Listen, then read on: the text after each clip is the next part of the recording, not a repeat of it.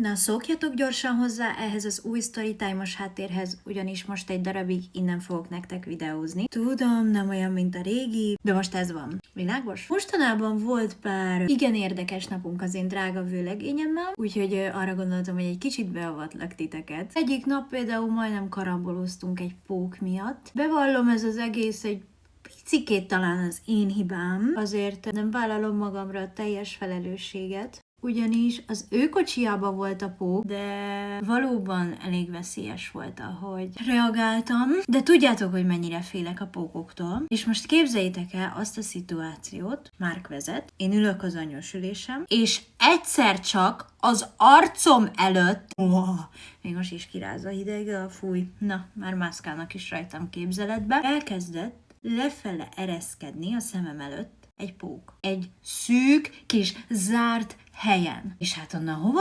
menekülsz? Egy kissé bepánikoltam, elkezdtem hátrafele mászni, amennyire csak tudtam, belenyomultam az ülésbe, fölhúztam a lábam, hozzátapadtam az ablakhoz, közben végig ordítottam. Ez rettenetesen veszélyes. Ha ekkora fóbiád van, akkor nem igazán tudsz más csinálni. Sajnos. Majd, miután leereszkedett, már leesett ide a lábamhoz. Márk is nagyon megijedt attól, hogy én megijedtem, majd pillanatok alatt lecsapta az egyik szabad kezével, a másikkal fogta a kormányt. Rendkívül higgadtan kezelte ahhoz képest, hogy mennyire idegesítő lehetett az, amit csináltam, de túléltük. Az a jó bennünk, hogy kettőnk közül általában az egyik mindig tartja a másikban az életet. Például a minap is tetanuszoltásra kellett vinnem. Agyam eldurran, konkrétan egy pár órája dolgozott, és belelépett egy rozsdás savarba, ami átszúrta a cipőjét, beleállt a lábába, ömlött belőle a vér, nem volt nála az autója. Elképzelhető, hogy kaptam egy-két büntit, az majd kiderül, mert elég gyorsan mentem mindenhol. Hát én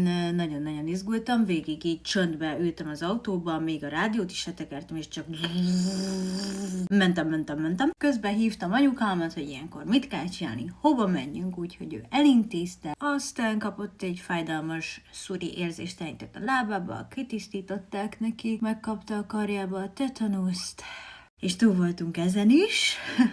De vicces kis napok ezek. Na de gyerekek, kifejezetten elégedett vagyok azzal, ahogyan ez a smink kinéz, és ahogy sikerült. Örülünk az örömömnek, ja, és hát azért csodáljuk meg, légy szíves, ma is a körmöimet. Tegnap raktam ki ugye róla a vidit. Imádom. Na jól van, 1000 puszi nektek. Sziasztok!